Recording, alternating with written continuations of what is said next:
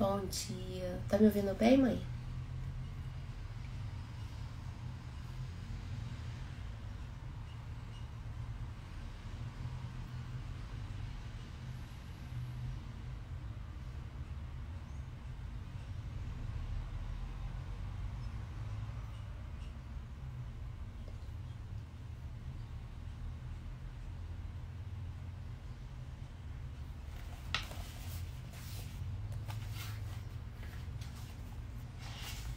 Bom dia, meus amigos, meus irmãos, encarnados e desencarnados. Vamos para mais um estudo, né? Do livro Nosso Lar. No capítulo anterior, como de costume, a gente sempre dá uma lembrada, né? Falou sobre a netinha de Dona Laura, que tinha acabado, né, de desencarnar. Desencarnou de tuberculose e tinha sido acolhida na casa de Dona Laura. E ele ensina pra gente a importância, né, do momento da refeição, da reunião da família, né, em torno da mesa, que não é um local para entrar em assuntos polêmicos, de discussões, resolver problemas, né. A hora da alimentação, quando a gente está reunido à mesa, é uma hora sagrada, né. Por quê? Explicou aqui que a gente coloca os fluidos, né, aquela energia que a gente está vibrando naquele momento na alimentação, no alimento, e depois a gente vai ingerir.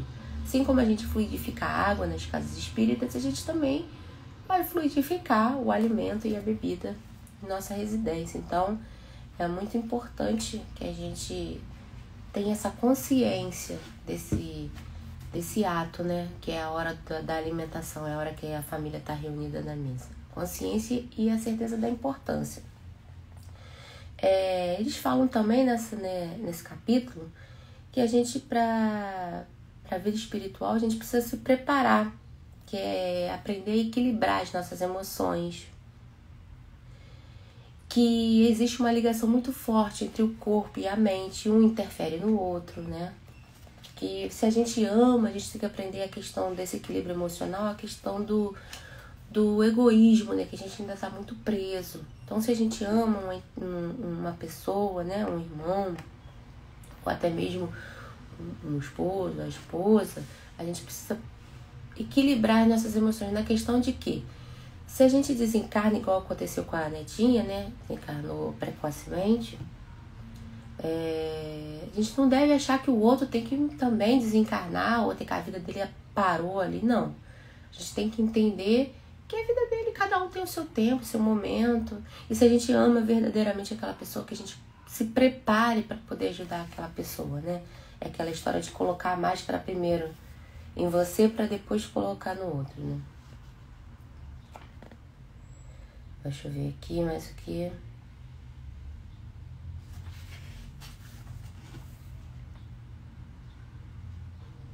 E que aquilo que ela estava falando, né, sobre a netinha e o noivo dela, aquela lição a Laura estava passando, também é para André Luiz, né, e para todos nós. Então, agora vamos começar o capítulo 20, que fala assim, noções do lar. Desejando colher valores educativos que fluíam naturalmente na palestra da senhora Laura, perguntei curioso: desempenhando tantos deveres, a senhora ainda tem atribuições fora de casa, né? Porque André Luiz falou, nossa, ela cuida da neta, né? Cuida do Lísias, cuida do André Luiz, vai receber agora a filha, né? Que tá para desencarnar. E ela ainda faz coisa ainda fora de casa? Ou é só dentro de casa, né? O André Luiz queria saber. Aí a senhora Laura respondeu, sim. Vivemos numa cidade de transição.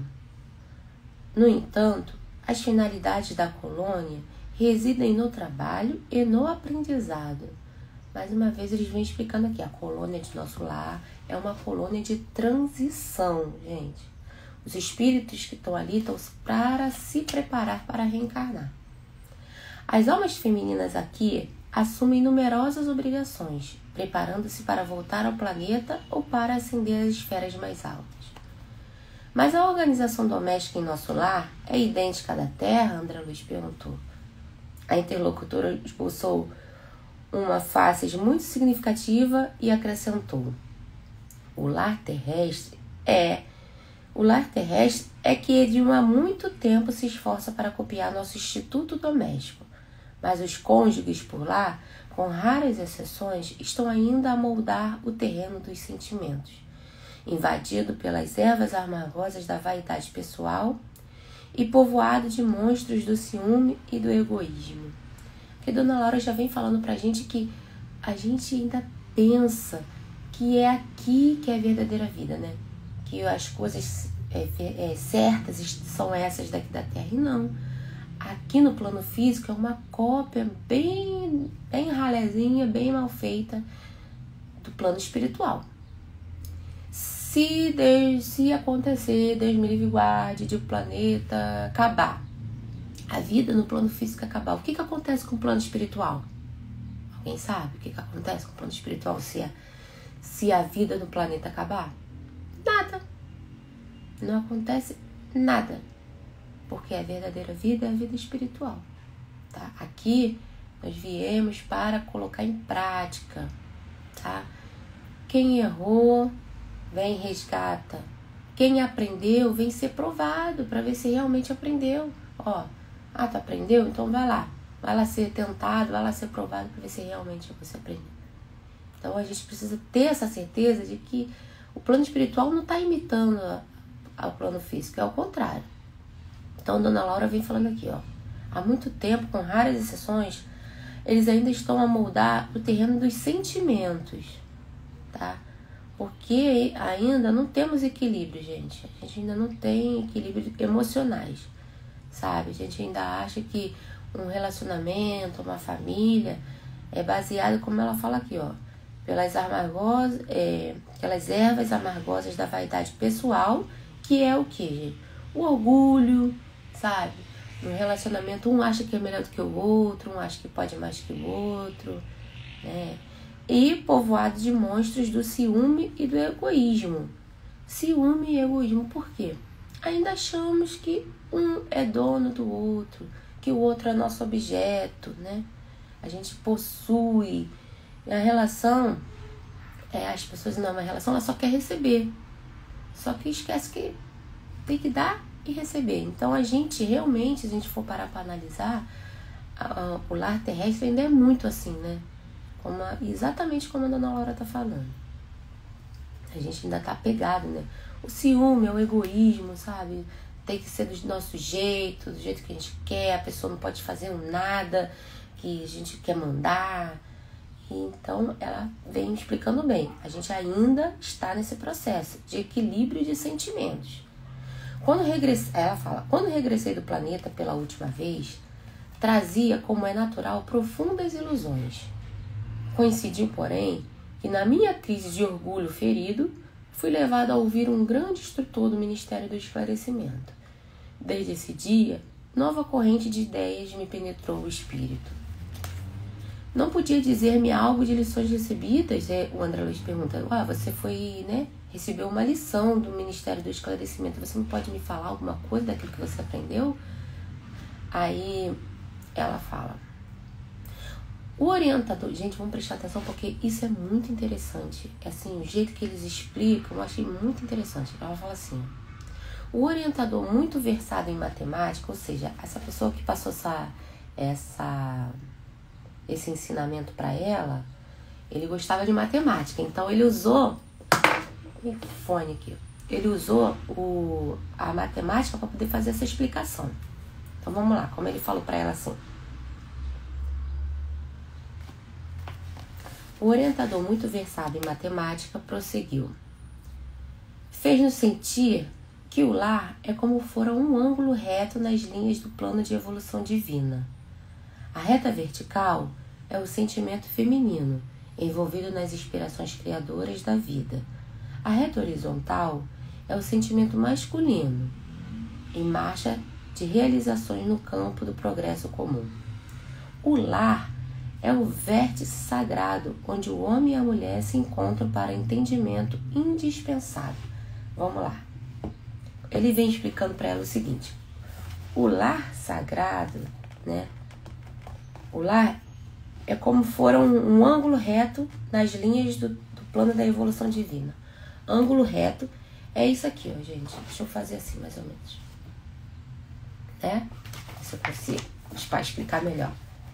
O vértice vertical, que fala aqui, ó. A reta vertical é o sentimento feminino, envolvido nas inspirações criadoras da vida. Por que ele diz? Porque é a parte mais sentimental, né? Que a gente, o feminino, geralmente, ele é mais envolvido com as coisas mais espirituais, né? Não estamos falando uma regra. Estamos falando na questão sentimental, né? A mulher é mais sensível. Por isso ela, antigamente, era mais voltada ao lar, à educação da família, né? É mais tranquila. Então, é o vértice vertical. Esse é o exemplo que ele deu. E o horizontal, que é o de baixo, né? Esse aqui é 2 ângulos retos. O horizontal, ele vem falando aqui, ó. É o sentimento masculino em marcha das realizações no campo do progresso comum. Esse livro, gente, ele foi escrito ele foi editado, né, em 1938, né? O livro foi lançado em 1943. Vamos botar nossa mente lá naquela época. A mulher era totalmente do lar, submissa ao homem. E o homem que ia para a rua buscar o provento da família, né? A questão do progresso material e tudo mais. Então, o lar é formado dessa forma. Uma linha reta, vertical e uma horizontal. A vertical é a mulher ligada às coisas, né?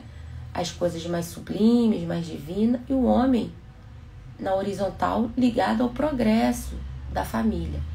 E o ângulo, que é esse eixozinho que fica embaixo aqui, ó, vamos dizer que seja assim, esse eixo aqui, que une um outro, é o quê? É o lar, onde ele veio falar. É o sagrado vértice onde o homem e a mulher se encontram para entendimento indispensável. Então, a mulher e o homem se encontram aqui, ó, tá? No ângulo. Para entendimento indispensável. A gente precisa se entender. Então, olha só que lição que eles vão dando pra gente. Entendimento indispensável. Se eles estivessem cada um em uma posição, um indo para cima, um indo para baixo, eles não iam se encontrar. Onde eles se encontram aqui? Aonde eles vão se encontrar com o entendimento indispensável do lar?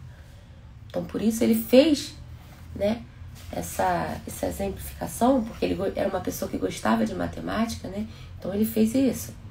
Então aquele no ângulo é a família, onde os vértices, né, vão se encontrar. As retas vão se encontrar. É templo onde as criaturas vêm unir-se espiritualmente antes que corporealmente. Ou seja, é um local, gente, o lar, a família, é um local que antes da gente se unir, né, corporalmente, a gente tem que se unir espiritualmente, sabe? Com sentimentos, com respeito, com compreensão, sabe?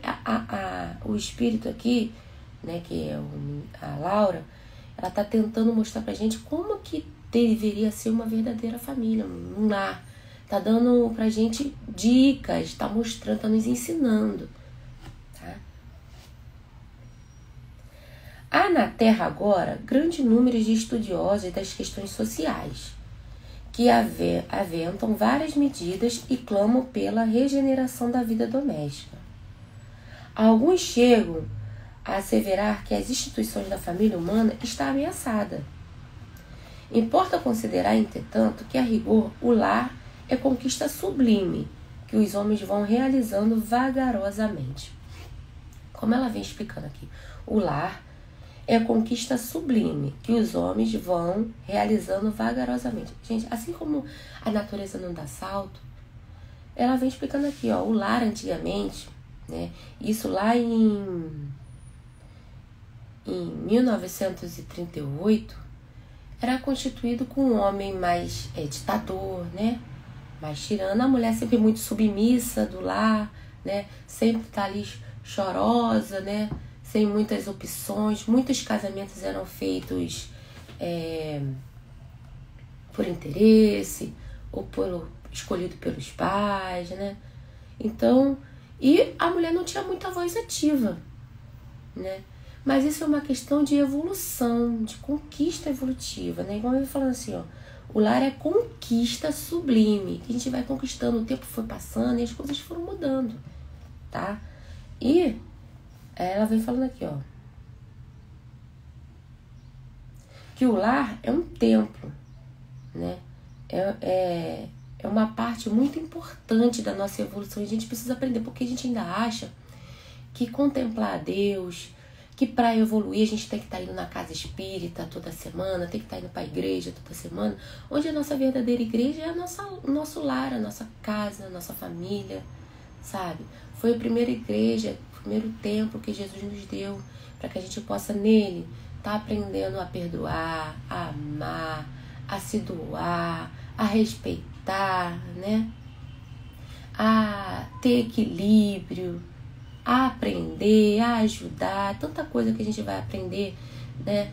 A gente perdoar os 70 vezes 7 aqui dentro da nossa casa, sabe? Então, a gente precisa ter essa importância do que é o nosso lar, da questão de entender que não é só na igreja que você vai contemplar, você vai mostrar que ama a Deus, não é só na casa espírita, é principalmente dentro do nosso lar.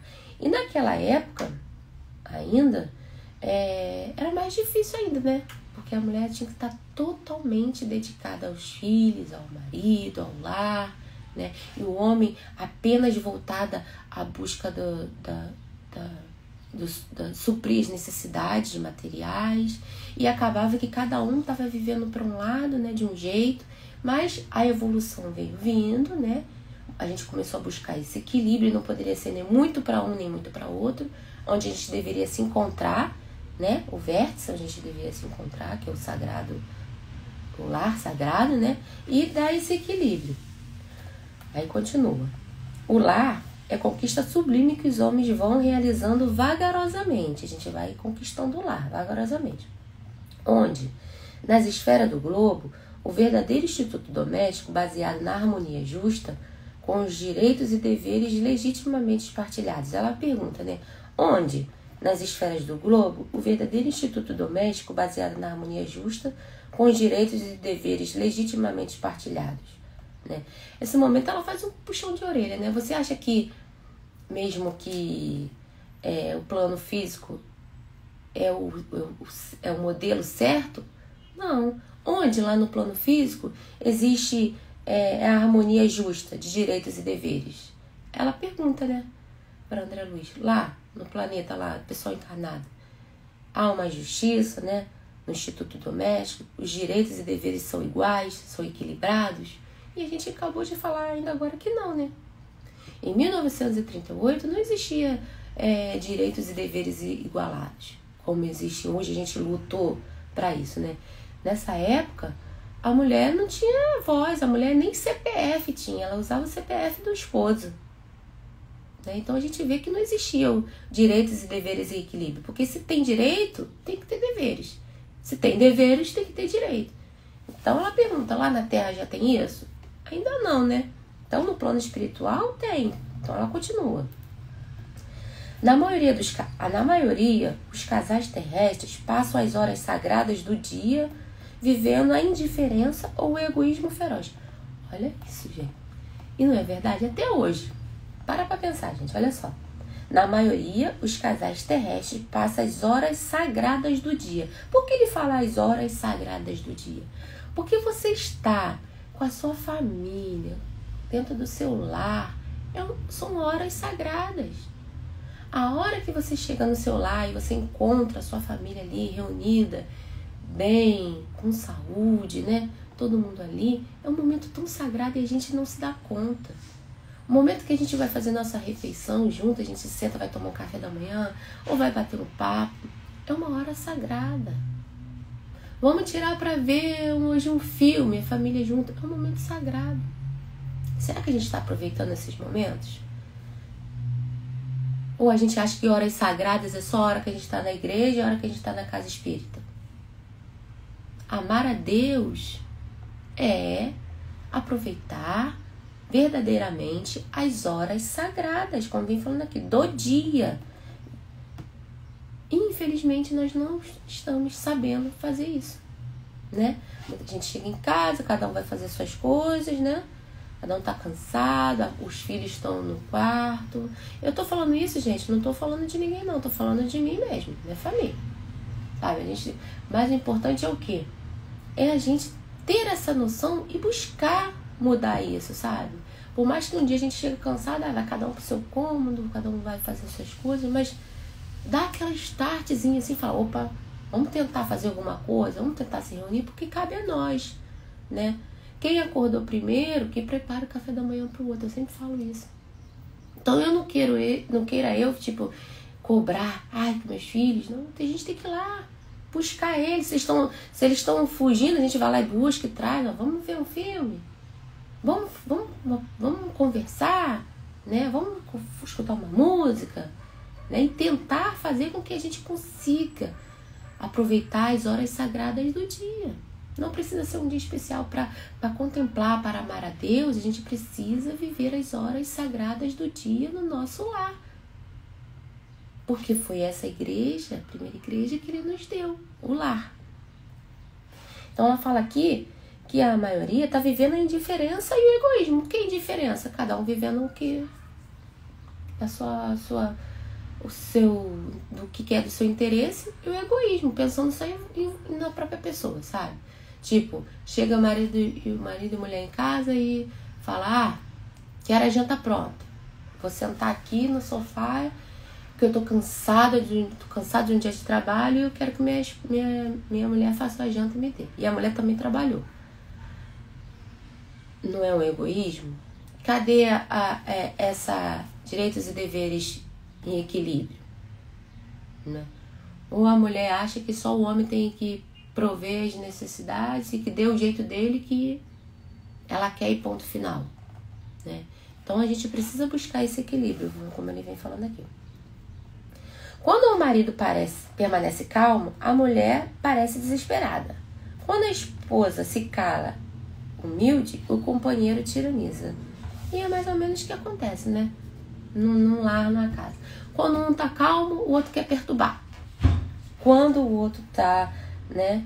A mulher, como ele tá, o exemplo que eles estão dando aqui. Quando a mulher se cala, fica humilde, o outro aproveita e descasca, né? Já que ela ficou quieta, a gente vai lá e aproveita o homem e tiraniza. Então, ela falou, gente, onde tá esse equilíbrio? Por quê? Porque um tá para um lado e outro para o outro. Eles não estão fazendo aquela vértice. Não estão, né? Então ela vem falando aqui, a maioria dos relacionamentos terrenos tá desse jeito, tá? Estão com indiferença, estão com egoísmo, né?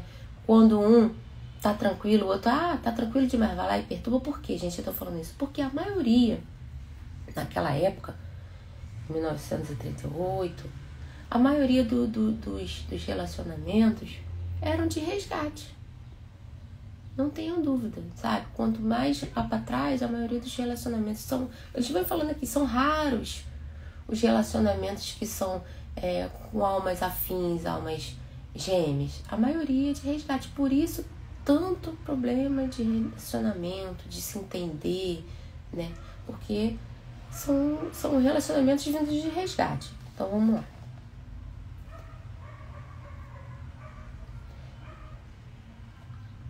Nem a consorte se decide a animar o esposo na linha horizontal de seus trabalhos temporais, nem o marido se resolve a segui-lo o voo divino da ternura e sentimentos rumo aos planos superiores cristãos. Vou ler de novo. Nem a consorte se decide a animar o esposo na linha horizontal dos seus trabalhos temporais, e nem o marido se resolve segui-la no voo divino de ternura e sentimento, rumo aos planos superiores da criação. O que ele quer dizer com isso? Nem o esposo, nem a esposa, né? Nem a mulher quer ali, quando fala animar, ensinar, né? Estimular o marido para as coisas mais sentimentais, né? Mais espirituais, e nem o homem quer, ele fala assim, nem o marido quer seguir a mulher e nem A mulher quer seguir o homem, cada um quer viver a sua vida. Um não quer ajudar nem estimular o outro, sabe? Porque a mulher pode estimular o homem a ficar mais próximo da família, dos sentimentos, das coisas mais sublimes, e o homem pode trazer a mulher também mais para casa, parte da física, né? Então, para as coisas mais de resolver as coisas, né? Entrar em comunhão, sabe? Às vezes a pessoa não pode estar trabalhando, mas só em questão de estar os dois conversando, resolvendo as coisas juntos, tomando atitude juntos, né? Já é uma forma deles se unirem, né? De fazer esse vértice. Assim como a mulher também trazer o homem para... vamos falar sobre os nossos filhos, como está sendo a educação e tudo mais. Ter esse tempo um para o outro. Um estimulando, um ajudando o outro, né? Doando o que tem de melhor para o outro. Então ela fala, nenhum quer fazer uma coisa nem outra, né? Dissimulam em sociedade e na vida íntima faz viagens mentais de longa distância, quando o outro comenta o serviço que lhe seja particular. Olha isso, gente. Isso aqui é muito atual, olha só. Dissimulam em sociedade, ou seja, perante a sociedade é um casamento perfeito, né? Tudo ótimo, eles se dão muito bem, nossa, que maravilha, né? Hoje, aqui a gente pode dizer redes sociais, né? Hoje em dia, nas redes sociais está tudo muito ótimo, casal perfeito, mas, porém, na vida íntima, um faz viagem, como é que a gente fala? Viagens mentais de longa distância. Quando um comenta um serviço que lhe seja particular, ou seja, quando estão juntos, um vai falar alguma coisa, o outro tá nem prestando atenção, tá junto fisicamente, porém a cabeça, o sentimento tá viajando, cada um pro seu lado. Se a mulher fala nos filhinhos e o marido excursiona através do negócio, se o companheiro examina qualquer dificuldade do trabalho que lhe diz respeito, a mente da esposa volta ao gabinete da modista, né? Ou seja, um não tira o tempo para o outro.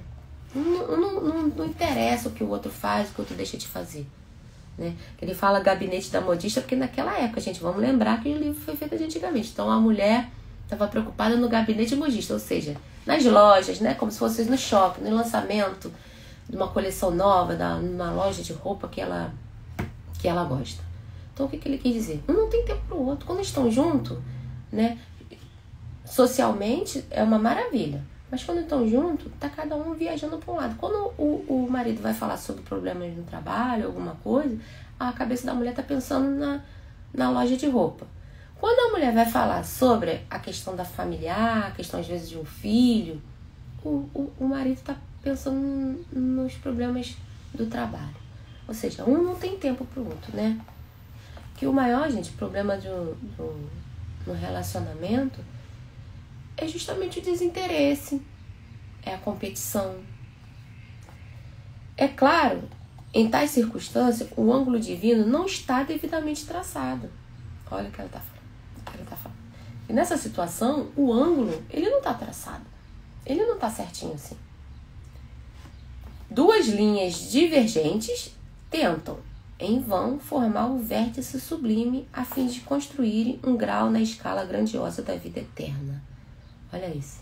O lar, gente, é a grande escola evolutiva. Pra gente, como eu falei, treinar paciência, renúncia, cuidado, amor. Então, se as linhas tiverem uma indo para lá e uma indo para cá, não consegue fazer o vértice, não consegue se unir. Então, como ele fala aqui, ó, tenta, ele já pode até tentar, mas em vão. Esses conceitos calavam meio fundo, sumamente impressionado, e observei, né? Nesse momento, André Luiz falou, nossa, que lição, né? Aí ele fala assim, ó, senhora Laura, essas definições suscitam-se um mundo de pensamentos novos. Ah, se conhecêssemos tudo isso lá na Terra, né? Ele, nesse momento, André Luiz falou, nossa senhora, eu não aproveitei. Não aproveitei meu lar, não soube me doar, né? Não soube, se ele soubesse que era dessa forma, tinha sido diferente, né? Isso que ele quis dizer. Aí ela continua. Questão de experiência, meu amigo, replicou a nobre matrona. O homem e a mulher aprenderão no sofrimento e na luta. Por quê, gente? Porque não adianta apressar. É aquilo que eu falei, sabe?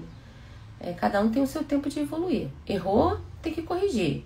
Aprendeu, vai ser testado. Então ela vem falando, né? O homem e a mulher aprenderão no sofrimento e na luta. Portanto, raros conhecem que o lar é a instituição essencial divina e que deve viver dentro das suas portas, com todo o coração e com toda a alma. Olha isso. Raros conhecem que o lar é instituição essencialmente divina, que deve se viver dentro de suas portas. Não é viver socialmente, nas redes sociais ou na rua.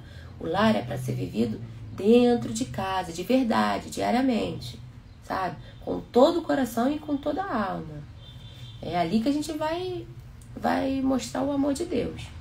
Enquanto as criaturas vulgares atravessaram a florida região do noivado, procuram se mobilizando ao máximo o recurso do espírito. E daí o dizer-se que todos os seres são belos quando estão verdadeiramente amando. O assunto mais trivial assume singular encanto nas palestras mais úteis. O homem e a mulher comparecem aí na integração de suas forças sublimes. Vai ver em seguida, na hora do noivado, do namoro, é tudo mil maravilhas. Eles estão ali amando, se doando, né, se dedicando, né? As palestras, né, são ótimas, né? Eles estão ali verdadeiramente se amando. É uma maravilha, um mar de rosas. É o que ela vem falando aqui. Mas, logo que recebe a bênção nupcial, ou seja, logo depois que casa, né? A maioria atravessa os véus do desejo e cai nos braços dos velhos monstros que tiranizam o coração. Que monstros são esses? O egoísmo, a vaidade, né? É cada um querendo viver a sua vida, né? Então é isso que ela vai falando. Não há concessões recíprocas, não há tolerância e, por vezes, nem mesmo fraternidade. E apaga-se a beleza luminosa do amor, quando os cônjuges perdem a camaradagem e o gosto de conversar. Daí em diante, os mais educados respeitam-se, os mais rudes mal se suportam. Não se entende. Perguntas e respostas são formuladas em vocábulos breves. Por mais que se unam os corpos, vivem as mentes separadas, operando os rumos opostos.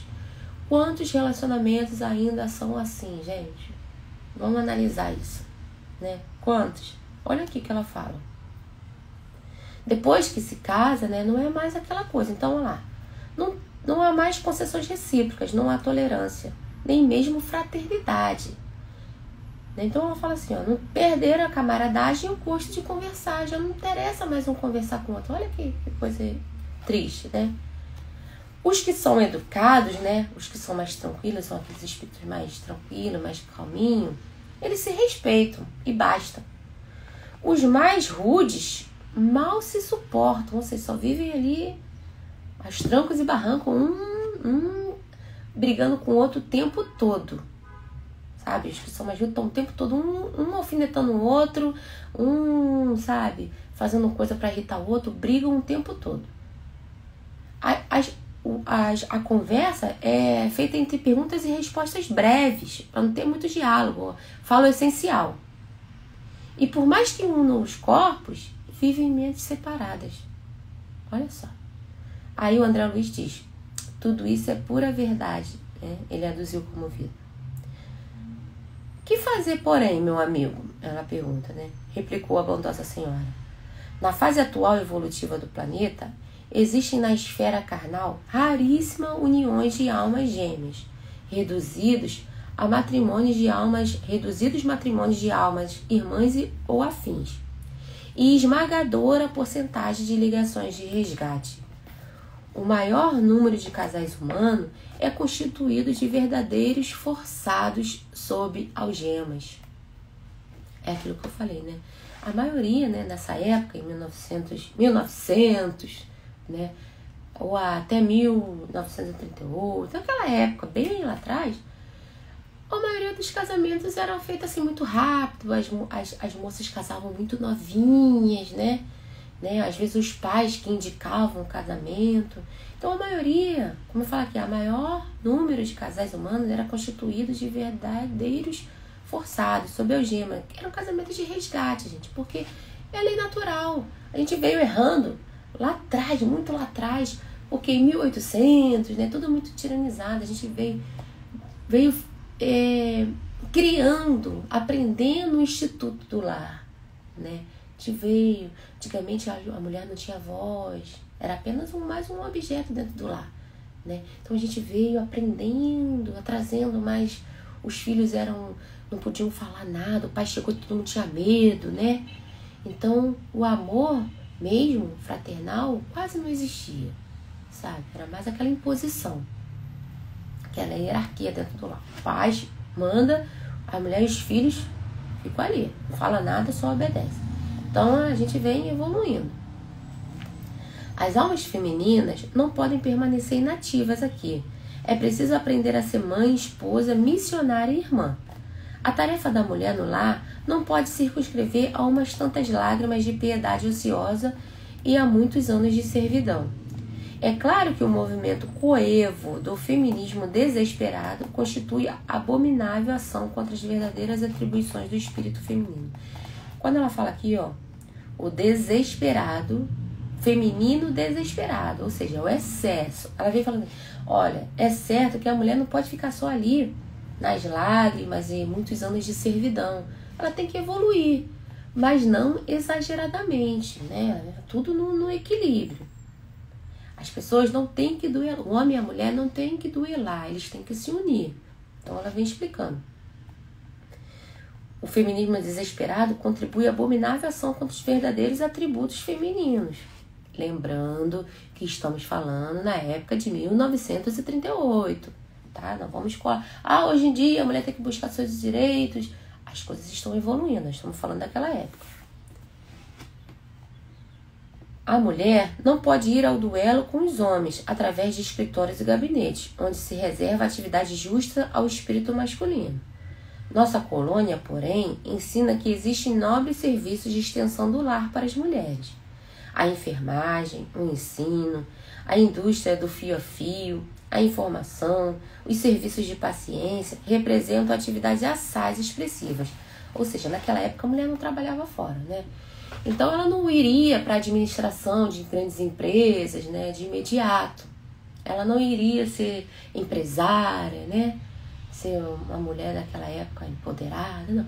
É aos pouquinhos, sabe? Gradativamente. A evolução, ela se dá ali gradativamente. Então, elas já estavam sendo ensinadas que elas não precisavam mais ser submissas. Elas já poderiam ir para o setor de enfermagem, né? O ensino, quer ser professora, ser costureira, aí, serviços de paciência, que é tipo psicólogo, né?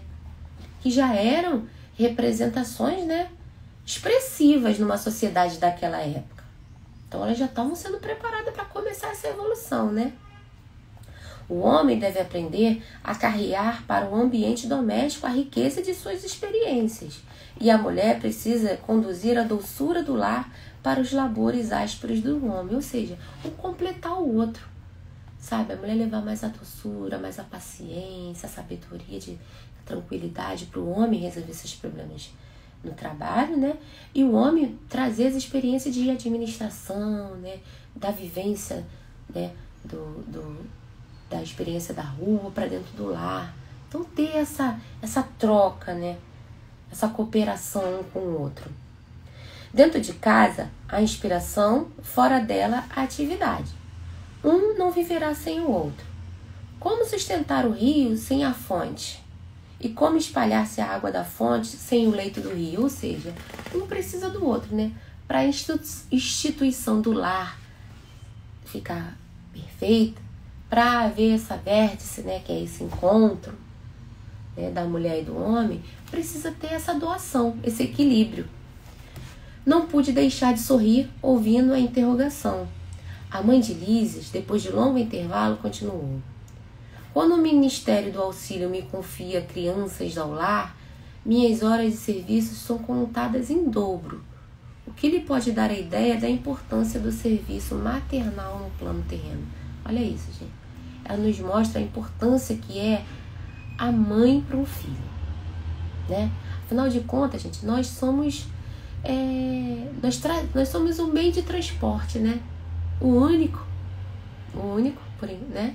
Meio de transporte que é vindo do plano espiritual para o plano físico. Somos nós que ensinamos, né? Nós cuidamos para ele sobreviver, né? Então, olha a importância de uma mãe, de educar, de preparar para a vida física, né? Da vida do plano terreno. E ela fala, quando a dona Laura lá recebe crianças para ela cuidar, um trabalho com criança, a hora dela de serviço é contada em dobro, para a gente ter noção da importância que é a mulher no lar. E a gente começou a inverter, né? De um certo tempo a gente achou, eu lá quero cuidar de filho. Tô aqui, vai ficar cuidando de filho, não, eu vou trabalhar. Então olha quanto a gente começou a perder essa essência, né? Da importância. Eu não estou dizendo que a mulher tem que ficar em casa, que tem que só cuidar de filho, não, mas buscar o equilíbrio. Porque tudo na vida é equilíbrio, até mesmo como fala aqui, a evolução, ela se dá ao equilíbrio, tá? Entretanto, quando isso não acontece, tenho meus deveres diuturnos nos trabalhos de enfermagem, com a semana de 48 horas de tarefa. Todos trabalham em nossa casa, a não ser minha neta convalescente. Não temos qualquer pessoa da família em zonas de repouso. 8 horas de atividade no interesse coletivo diariamente é o programa fácil a todos. Senti-me envergonhada se não executasse também. Interrompeu-se a interlocutora por alguns momentos enquanto eu perdia em vastas considerações. E assim termina nosso capítulo 20, a dona Laura explicando para a Ana Luiz que ela trabalha sim. E não ache ele que ela trabalha muito porque ela acolheu os filhos, né, e a neta. Ela tem muito trabalho. Então, ela, além da família, do lar, dessa instituição do lar, ela também trabalha com crianças. Quando não tem criança para ela tomar conta, para ela ajudar, ela vai para a parte da enfermagem. E ela fala, todo mundo aqui, meu filho, pode trabalhar no mínimo 8 horas por dia, tá? E ela se sentiria envergonhada se assim ela não fizesse. Olha isso. E a gente arranja uma desculpa para não trabalhar, né? A gente não quer, ai meu Deus, 8 horas, Deus, me trabalhei demais. Uma realidade, a gente vai trabalhar para sempre. Esqueça esse negócio que a gente vai desencarnar e vai dormir, vai ficar lá com as harpas lá no nosso... Não, a gente já vai... A gente quer... Estamos querendo evoluir? Ó, desencarnou, abriu o olho e falou, ops, dá uma vassoura aí que eu vou começar a varrer que eu tenho que trabalhar. É bem desse jeito, não dá pra gente ficar descansando muito tempo, não. E Jesus está trabalhando até hoje, quem somos nós? Na fila do pão, né? Querendo descansar. Então, meus amores, encarnados e desencarnados, gratidão por estar aqui comigo, quem vai assistir depois, que a gente consiga pegar um pouquinho, né? É muito ruim a questão do tempo, então a gente não pode abrir muito, abranger, a gente tem que falar bem superficialmente as coisas, tá? Eu queria muito ter mais tempo para a gente poder falar mais sobre isso, que é um assunto muito importante, inclusive, se eu não me engano, vai continuar no próximo capítulo, para a gente ter noção da importância do lar, desse instituto lar, né? Que é a nossa igreja. Então, um grande beijo, que a gente possa colocar um pouquinho dessas lições em prática na nossa família, no nosso lar. E até quinta-feira, se Deus quiser e permitir. Um grande beijo, fiquem com Deus, uma ótima semana.